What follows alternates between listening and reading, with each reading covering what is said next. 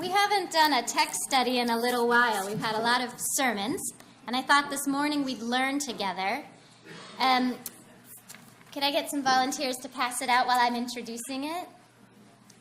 Thank you.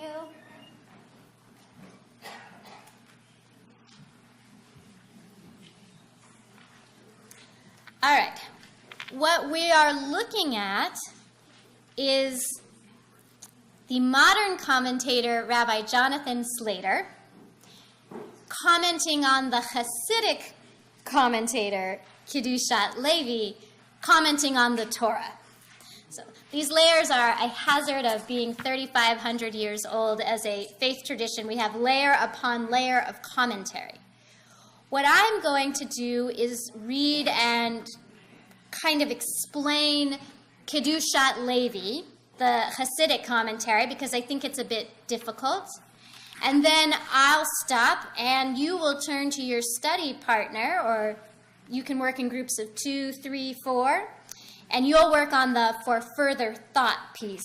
That is Rabbi Jonathan Slater's understanding of the Kedushat Levi.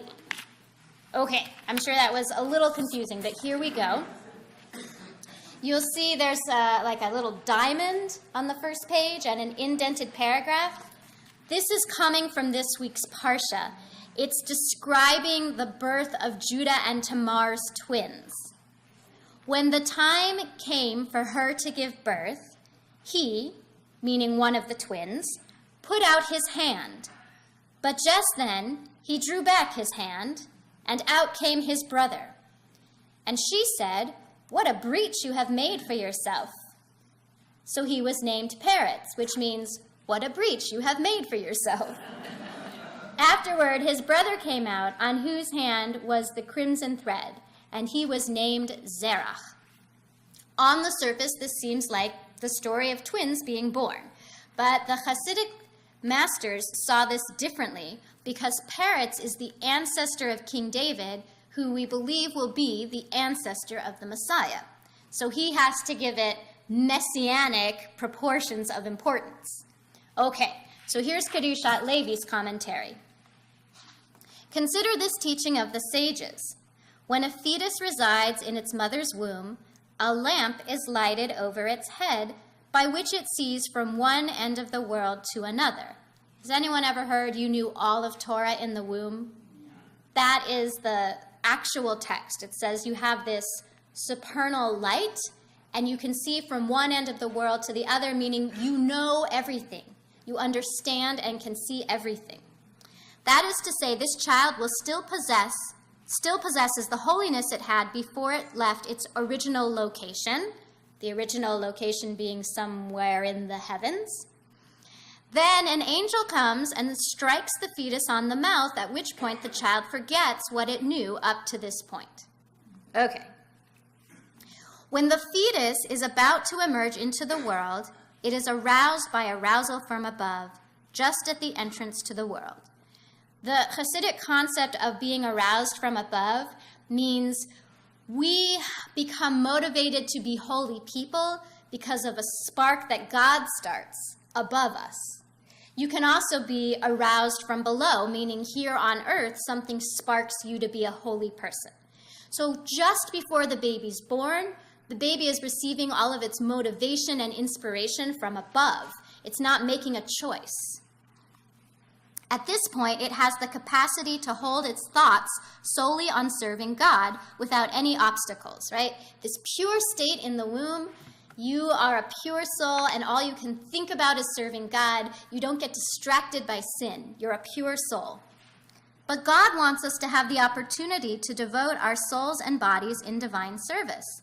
And so, to that end, God removes that arousal from above, and there remains only a separating partition.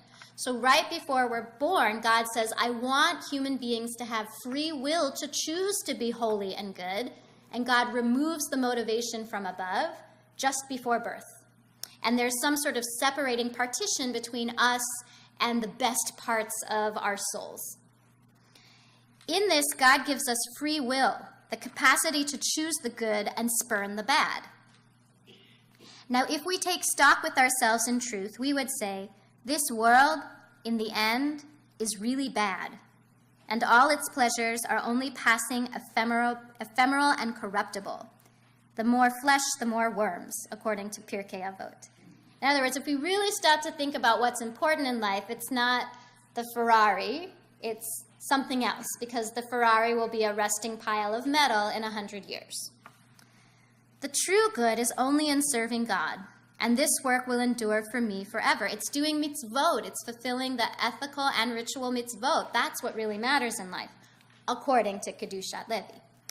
So how should I abandon the good to choose the bad?